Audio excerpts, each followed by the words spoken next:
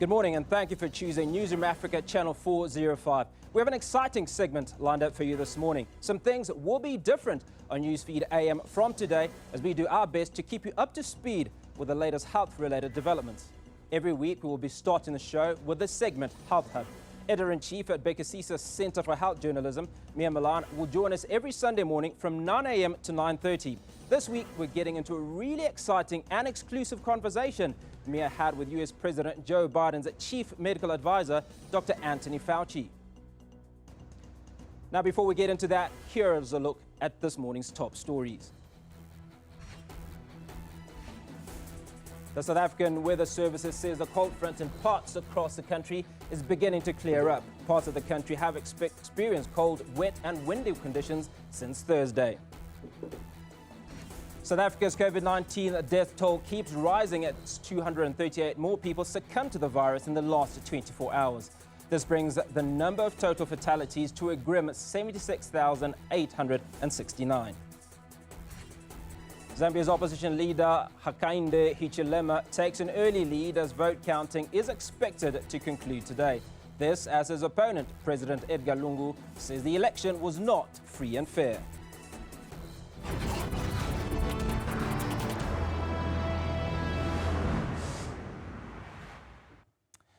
Time now to get into all things health related. This morning is the Health Hub.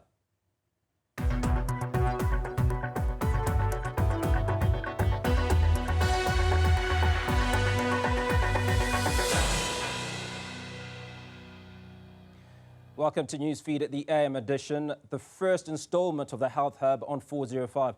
Mia Malan, Editor-in-Chief at Bhekisisa, is with us this morning, bringing you the latest insights. Mia, Health Hub, very good morning. What can we expect? Good morning, Hugo, and it's really lovely to be here. So what can we expect? Well, each Sunday at 9 a.m. we're going to look at some of the stories that Bhekisisa explored for that week, and we're also going to have a look at science, but we'll make it really easy to understand. And of course, we're not only going to stick to COVID-19, we'll also look at some other subjects such as the national health insurance, HIV, TB, and also gender-based violence. Mia, we're going to speak to somebody in the US and how vaccinations have occurred in that part of the world. Yes, as you've mentioned, we're going to speak to Anthony Fauci, and he's really become the doctor in America, America's people's doctor. And if we compare the COVID-19 pandemics in America and in South Africa, one of the big differences is the proportion of our populations which we vaccinated against COVID. So over here, you can see in a bit that we have only vaccinated 1 in 10 people in South Africa, and in America that percentage is much higher. It's at 62% of the adult population. And the real reason for that mainly is because America has had access to so many more vaccines than South Africa to buy. Now, what has the impact of COVID-19 and vaccines been in the US? So America is a really great country to look at the real-life impact of vaccines, because within the country, the states have not been vaccinating people at the same rate. So we can compare the real-life impact of vaccines in states with higher vaccination rates to those with lower vaccination rates. And here you can see we have a state, Vermont, with a high vaccination rate where almost 80% of people have been vaccinated, and Florida has a much lower vaccination rate of only about 60%. Now, the blue and the red lines, the blue lines represent the new COVID cases in July this year in those states, and the red lines represent the hospitalizations, so the proportion of people who have been hospitalized as a result of COVID. Now look at these two states. If you look at Vermont with a high vaccination rate, you see hardly any red or blue. But if we look at Florida, we see a lot of red and blue because there were many cases and many vaccinations. And that is because vaccines are really great at protecting us against falling seriously ill with COVID, so ending up in hospital or dying of COVID. And they also reduce our chances to be infected with a virus which causes COVID, although they're not 100% effective. But there is no reason why the pandemic will play out any differently in South Africa, because what has happened in America is COVID-19 has become a pandemic of the unvaccinated. Well, we certainly appreciate that insightful look, Mia, at some of the issues that have occurred in America. But I suppose one of those questions that is on everyone's mind at the moment is, do you wear masks for vaccine after you've been vaccinated, or do you not? And I think it's an important question that everybody has on their minds at the moment. Yes, that's a really great question, Hugo, because just a while ago, America changed its rules for mask wearing for vaccinated people. In May, they said that vaccinated people no longer had to wear masks, not even indoors. But that changed about 3 weeks ago, saying that vaccinated people now have to start wearing indoor masking again. And I asked Dr. Fauci, why did they change that rule? And if that means that all of us will now have to wear masks forever. I don't think people should make that assumption that we have to wear masks forever. That is certainly not something that I think is in the future for us. One of the most important things and the basis of the recommendation is that the Delta virus that we're dealing with has a high degree of transmissibility. It is, in fact, well handled by the vaccines that we are currently using. The ultimate solution to all of this is to get as many people vaccinated as we possibly can. What the CDC, the United States CDC, noticed is that in vaccinated people in which there are breakthrough infections, and a breakthrough infection means you're vaccinated, but since the vaccines are never 100% effective, there will be a certain small number of people who will be infected even though they are unvaccinated. And we found with the Delta variant, when you get infected, if you are vaccinated, you have the capability of transmitting it to someone else.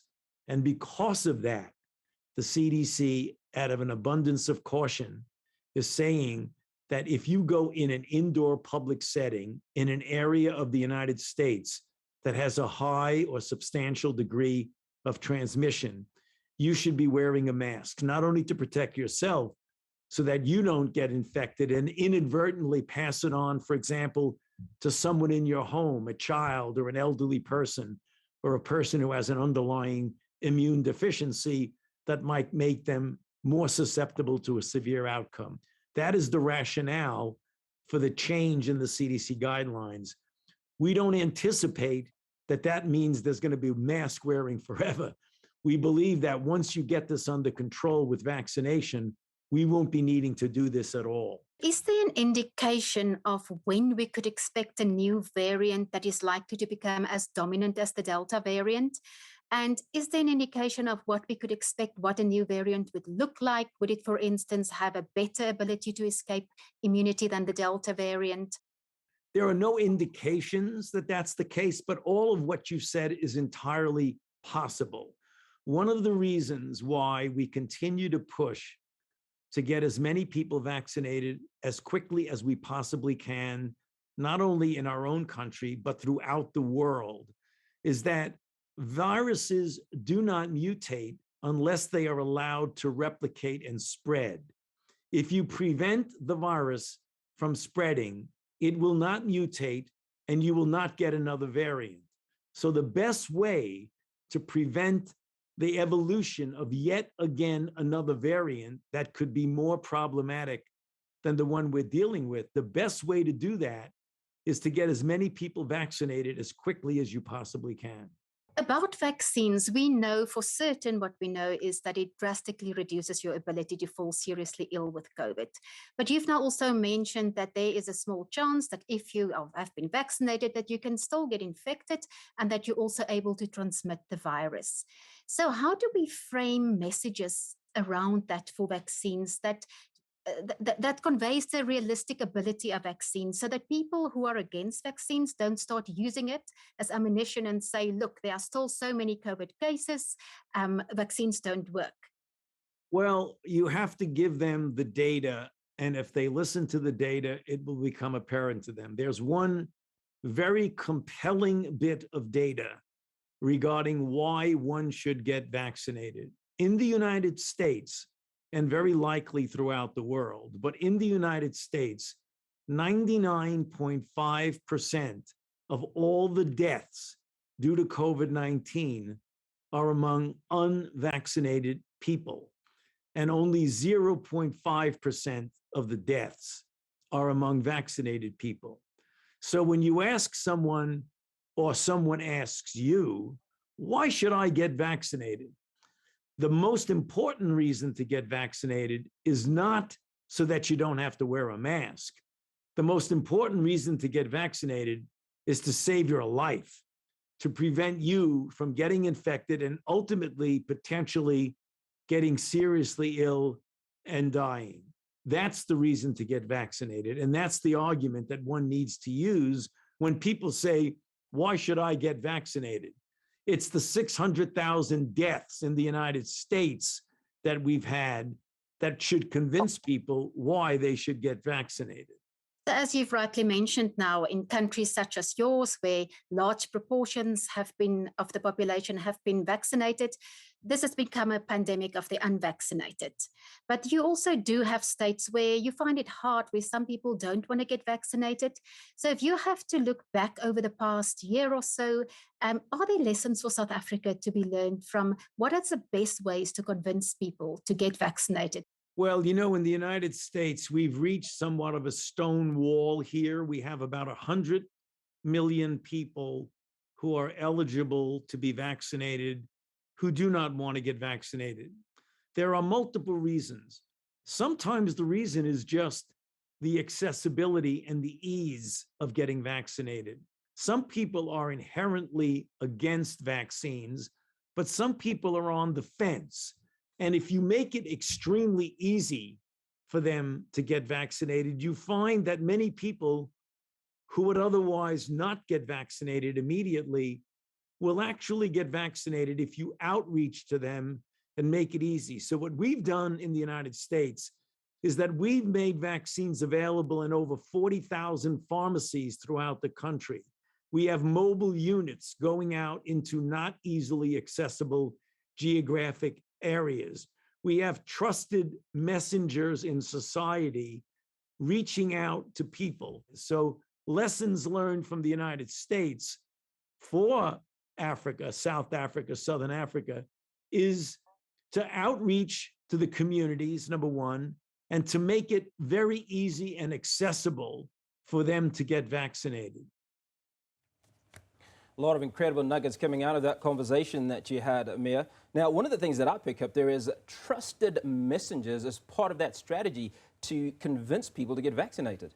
Yes, Hugo, and that is a lesson we can certainly take from the United States, because over the past 2 weeks, we have seen that there's been a decrease in demand for vaccinations in South Africa, and it's particularly men who don't go for vaccinations. But we can look internally, has anyone followed those lessons? And Limpopo, our province with the largest proportion of people who have been vaccinated, have done exactly what Dr. Fauci says. They've used trusted community leaders to help people, to convince them to get vaccinated, traditional leaders, church leaders, and they've gone into the community, into villages. They've taken vaccines to the people, and that's something that we can really use around the country to increase uptake of vaccines. Mia, don't go away. Neither should you. We will bring you more of that exclusive conversation that me and Malan had with Dr. Fauci when we come back. Stay with us.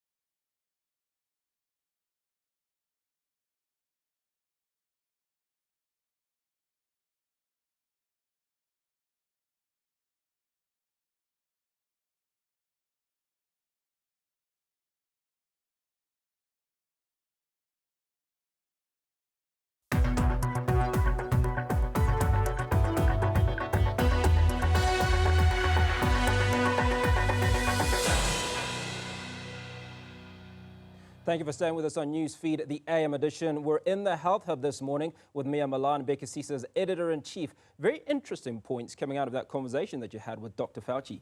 Yes, and in the segment that we're going to see now, we spoke about something a bit more controversial, and that is forced vaccinations. So one of the more controversial ways of getting people to get vaccinated is to say you have no choice.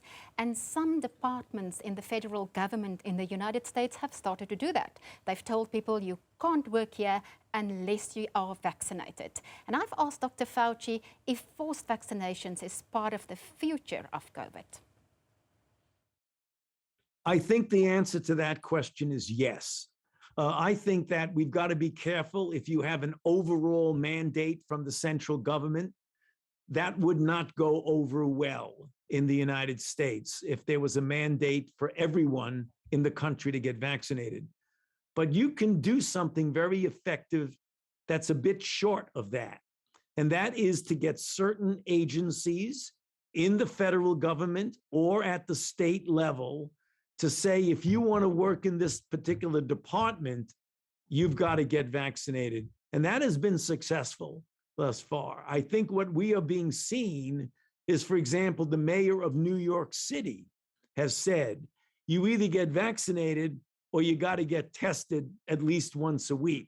So people who may feel, I don't want to go through the trouble of getting tested, may say, all right, I'll get vaccinated. It's those kinds of inducements that I think are going to be successful in getting more people vaccinated over the next months to a year.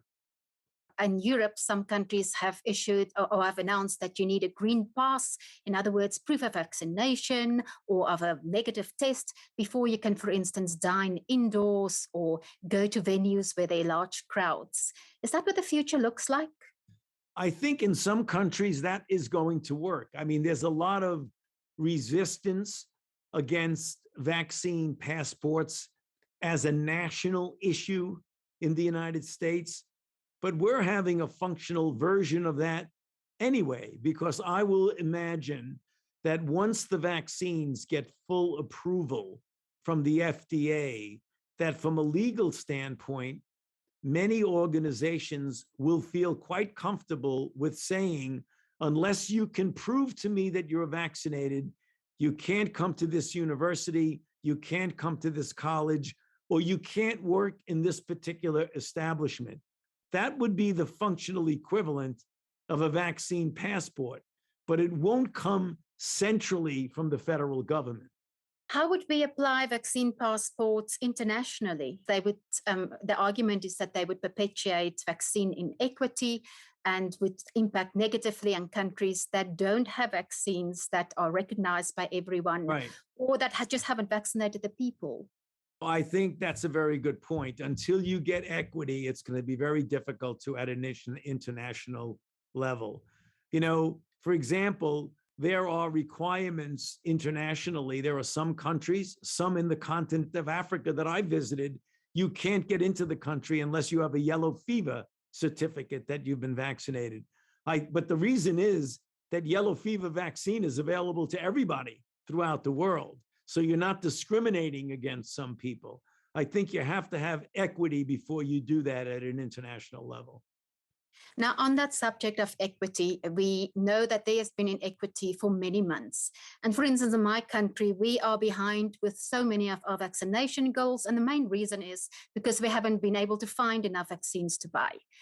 And in wealthier countries, including yours, we already have not so vulnerable populations, such as adolescents being vaccinated, while Africa can't get hold of vaccinations for much more vulnerable parts of their population. How ethical is that to do? You know, obviously, that is a consideration that is very much discussed at the level of ethics. And that's the reason why we in the United States are pushing as hard as we possibly can to get as many doses to international situations, including South Africa, including countries in Africa. We have 500 million doses that we've already pledged, 200 million of which will go out this year, 300 million will go out in the beginning of next year. But you're absolutely right. It's extremely important that wealthy countries really do have a moral obligation to do whatever they can to provide equity for the distribution of interventions that are life-saving for those countries that don't have the resources to do it themselves.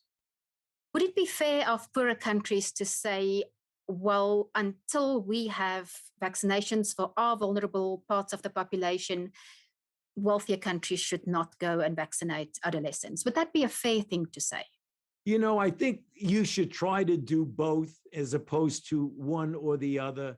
I mean, you could understand if you do a prioritization, you could make a reasonable argument that someone who is susceptible in one country versus another one who might have very low level of having a problem, you could make an argument, but I think we could do both. I don't think we have to do the either or and create a dynamic of opposition. I think we could try to do both. There's also a running debate, of course, about whether we will need booster shots or not. And most recently, that was for the Pfizer vaccine. How far are we with a decision for that? Well, if you're talking about a booster for an otherwise normal person, where the durability of the protection is in question, how long does the effective vaccine continue to protect you? And after a certain number of months, do you get a diminution in protection that would require or at least suggest you should get a boost? We don't have enough data right now, and we are collecting those data from a number of cohorts that we're following to be able to make a strong recommendation for people who are otherwise normal. What is a bit different from that is, what do you do about people who are immunosuppressed? People with organ transplants, people on cancer chemotherapy, people with autoimmune diseases who are immunocompromised. They never got an adequate response to begin with to the vaccine. So I think getting them a dose is much more of a medical emergent issue than getting it for someone who is normal, who has a good response, and you're just worried about how long that response is going to last. When we started to vaccinate, our main goal was herd immunity. And then as the pandemic progressed, it looked a bit more complex to achieve it. And we thought that containment, at least for now, could perhaps also be a goal. Are we ever going to see herd immunity? Is that achievable? You know, herd immunity is a concept that certainly is achievable, which means you get enough people vaccinated and or having been infected and are left with lasting protective immunity. So as a concept, you can reach that. I know one way you could reach it really easily is get 100% of the people vaccinated, and then you really do have good herd immunity. You're likely not going to get 100% of the people vaccinated, but I think if you get a very overwhelming majority, plus the people who've already been infected and are protected to some extent, you will reach it. What we don't know now is what's called the threshold of herd immunity. We don't know what that number is. Is it 70, 80, 85, 90? We don't know. So when you don't know, the best thing to do is to get as many people vaccinated as quickly as you possibly can. How does that ability to reach herd immunity relate to the fact that you've mentioned that you still can get infected and you also can still transmit the virus, even though it's a small chance? Right. Now, you've mentioned that we don't know what the threshold is, but how does it make it more difficult to reach herd immunity?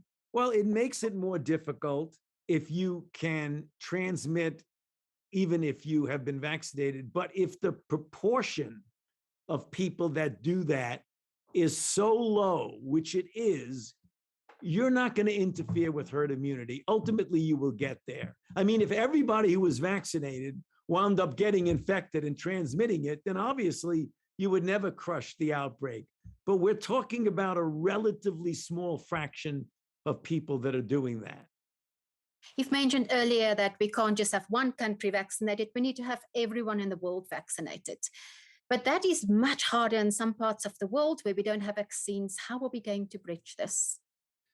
Well, we're going to reach it by a global effort on the part of the wealthy countries in the world through the WHO, COVAX, and independently. I mean, a country like the United States is doing a lot through COVAX, but we're also doing direct involvement with different countries by getting vaccine doses. The ultimate capability would be to build capacity in those areas of the world that they themselves don't have the capacity, so that you don't have to rely on giving people vaccines. You could have them make their own vaccines. And I think that's the ultimate goal of the future. Right now, because it's such an emergent situation, it would have to rely on actually donating doses to those countries that don't have the capability. And do you feel there's sufficient capacity, for instance, in Africa to manufacture vaccines? Because it's quite a long-term goal. No, right now there's not sufficient capacity for sure, but we can build that capacity. And that's what I think should be a goal starting right now to do that.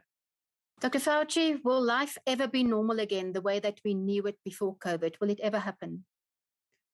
I believe it will, but it's in our hands to make sure it does. And we've got to act. We've got to get people vaccinated.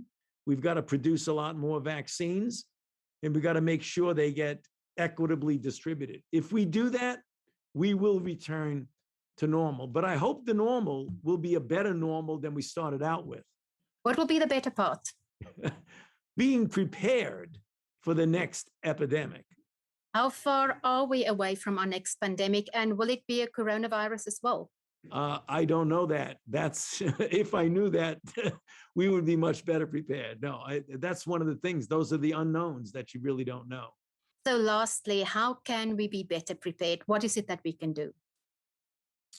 I think we can build better capacity globally. We could have better surveillance systems. We could have better communications. We could have, better collegial interactions with companies and countries in order to be more collaborative and cooperative, as well as to build up the fundamental science. The reason why we were so lucky in getting a highly effective vaccines was the extraordinary investments that were made in fundamental, basic, and clinical research that allowed us to move so rapidly to get effective vaccines. We need to continue the strong support of biomedical research. Dr. Fauci, thank you very much for joining us today, and we really appreciate your time. My pleasure. Good to be with you. Thank you for having me.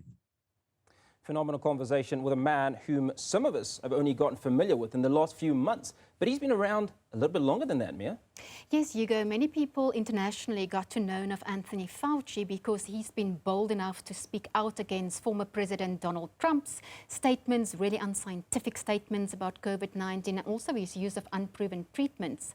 But I got to learn about Dr. Fauci about 20 years ago as a really young journalist when I reported on HIV, and he's been a key player in this field throughout. He's been there since the discovery of the virus in the 1980s, right through up until today. And the reason he's played such a key role in changing the course of the pandemic is because he's been instrumental in fighting for funding for HIV research, access to treatment also in Africa, and he's been a vehement fighter against stigma for HIV. Mia, thank you so much for joining us on show number 1, which has been absolutely phenomenal in this edition of Health Hub. But we know that you're back next week. What can we look forward to? Yes, next week we're going to give you an in-depth look into the making of the Sputnik vaccine that was made in Russia. And we're also going to have a guest in the form of the CEO of our medicines regulator, SAHPRA, Dr. Boitumelo Semetu. I certainly look forward to it. Thank you for joining us this morning. Mia Malan, Editor-in-Chief at Bhekisisa. Health Hub is a co-production with the Bhekisisa Centre for Health Journalism. So certainly a lot to look forward to as we come to that show next week. We certainly hope that you will be staying with us every Sunday. Now, up next on Newsfeed AM is a recap of the headlines at the half hour. We continue the conversation on COVID-19 and vaccines as we speak to the chair of the Ministerial Advisory Committee on COVID-19 vaccines, Professor Barry Shube, as we discuss a vaccine hesitancy and how it could affect South Africans' vaccination program. Then later on, we speak to political analysts Sanusha Naidu and political risk analyst Matlala Setalohile as we look back to President Cyril Ramaphosa's state capture period.